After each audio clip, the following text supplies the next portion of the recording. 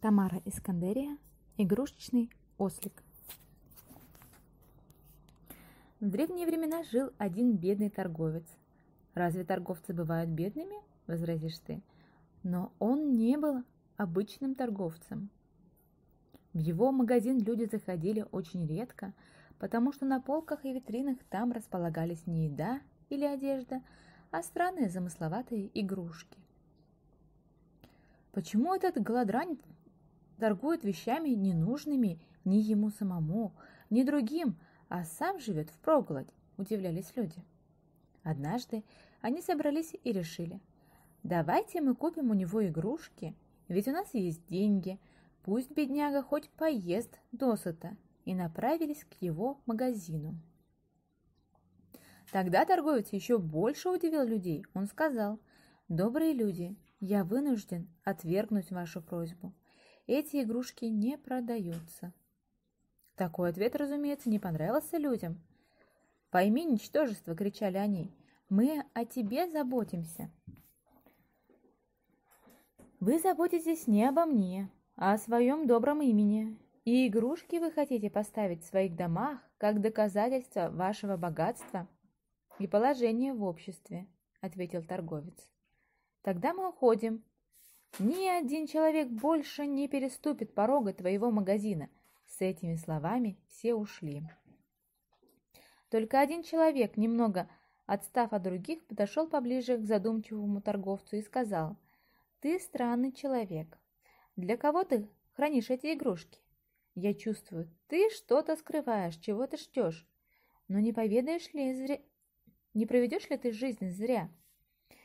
Если и люди отвергнут тебя, где возьмешь силы для терпения? Я тебя не понимаю».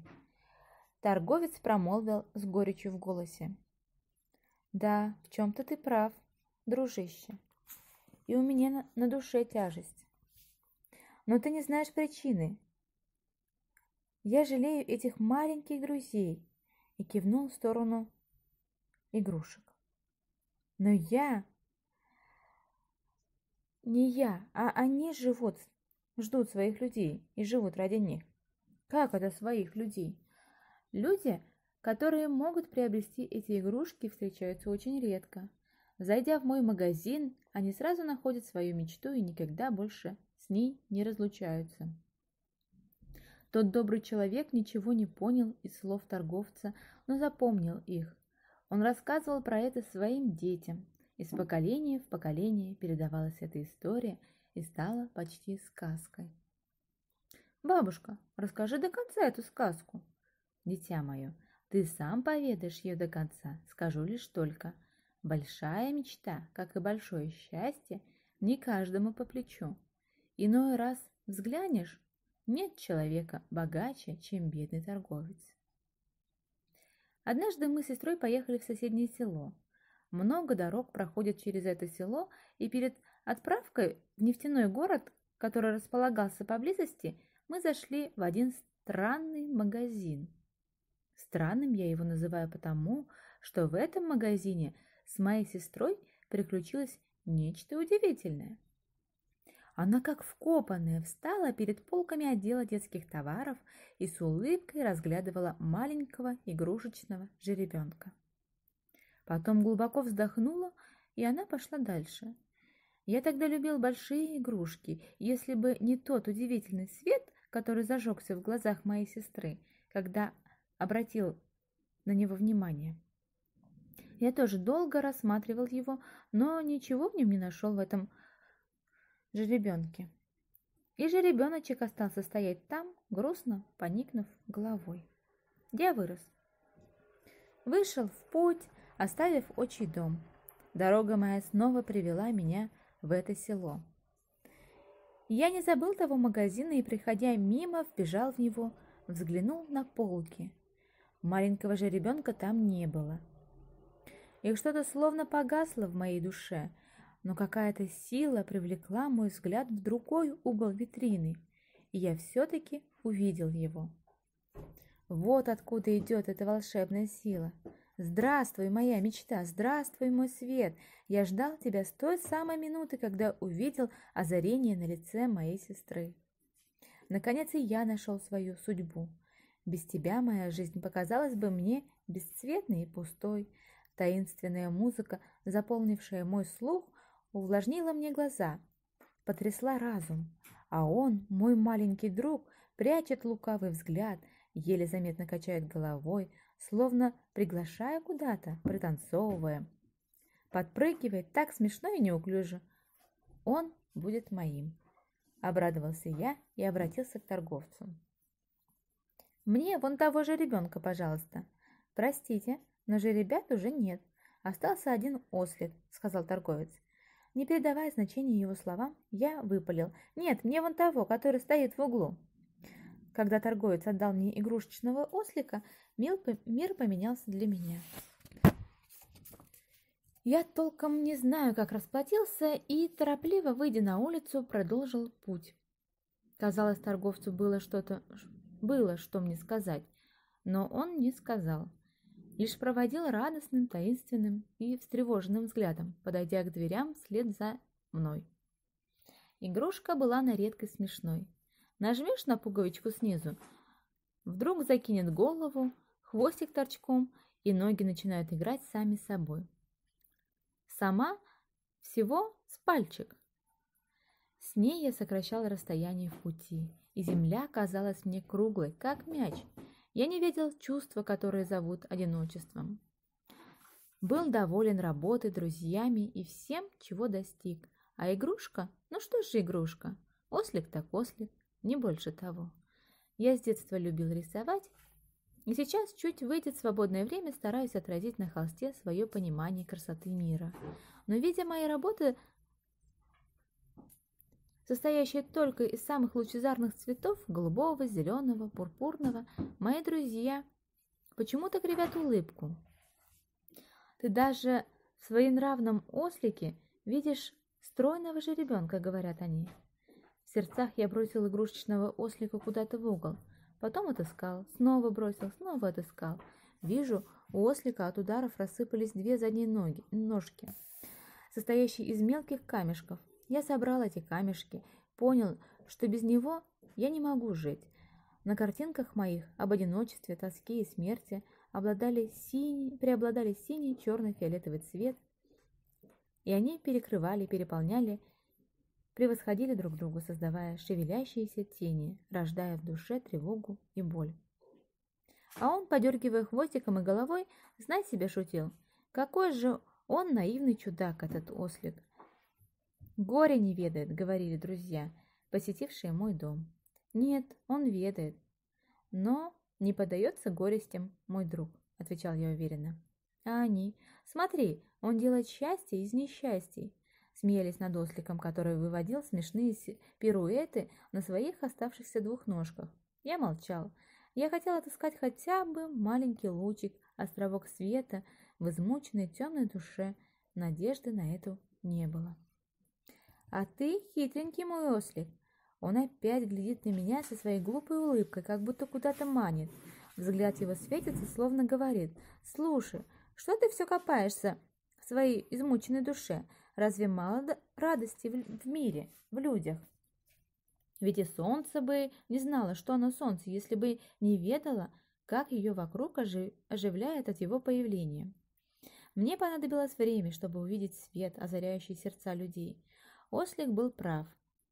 Доброта людей наполняла меня, а моя улыбка стала помогать другим жить. Теперь и краски были как будто на моей стороне. Я различал дни и ночи. Что видел, что ощущал, все ложилось на холст. Все должно быть как в жизни, все должно отражать суть мироздания. Друзей у меня стало гораздо больше. Были среди них и такие, что подолгу рассматривали мои картины. Один из них, уличив удобный момент, обратился ко мне. «Я слышал, что ты продаешь свои картины. Это странно. Для чего же ты их пишешь?» Не тот ли этот вопрос, который задавали люди-торговцы из сказки? Пронеслось в моей голове. Рассказать или нет ему про торговца? Нет, очевидно, не надо. Их рано выносить на суд знатоков, ограничился я. Повторять слова торговца «они ждут своих людей» действительно было рано.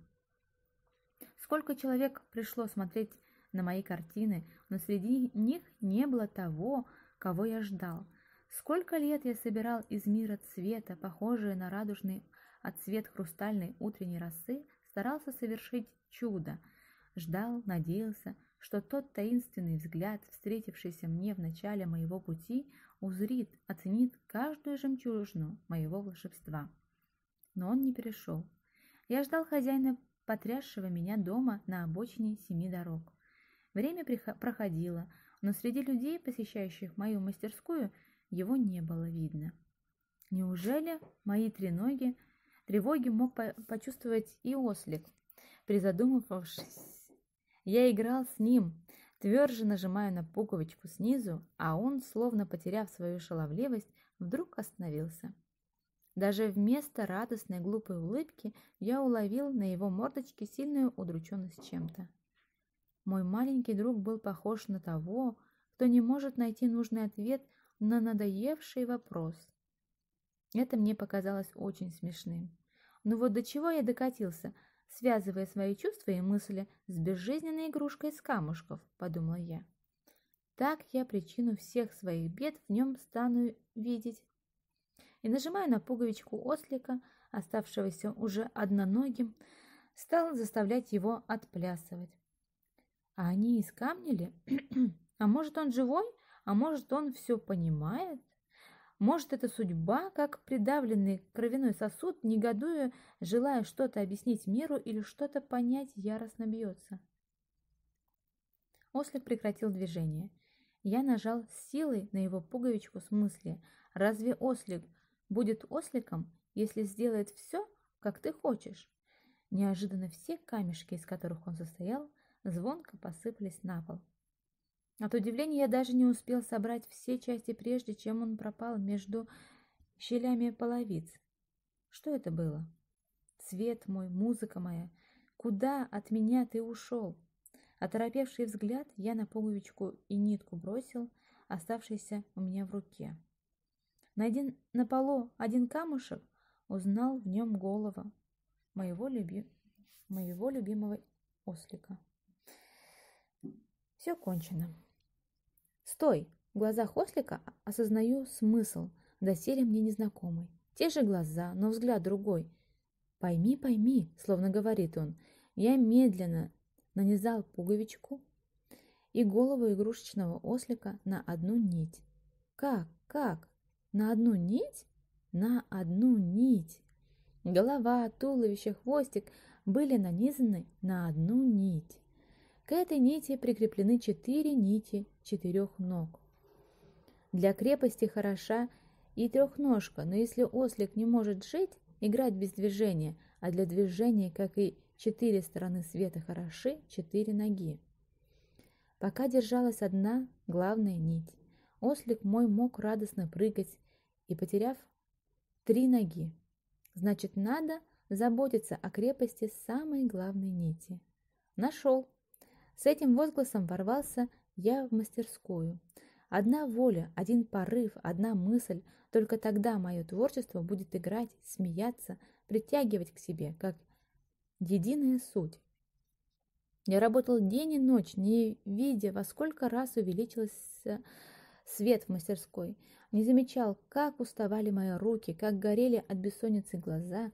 Совершенно иные стали на картинах люди, озера, деревья, цветы.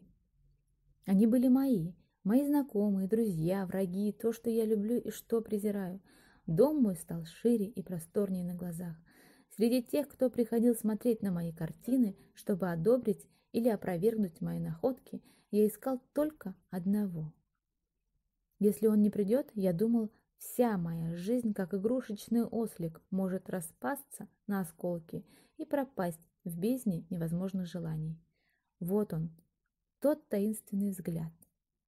Я ждал тебя, странный торговец.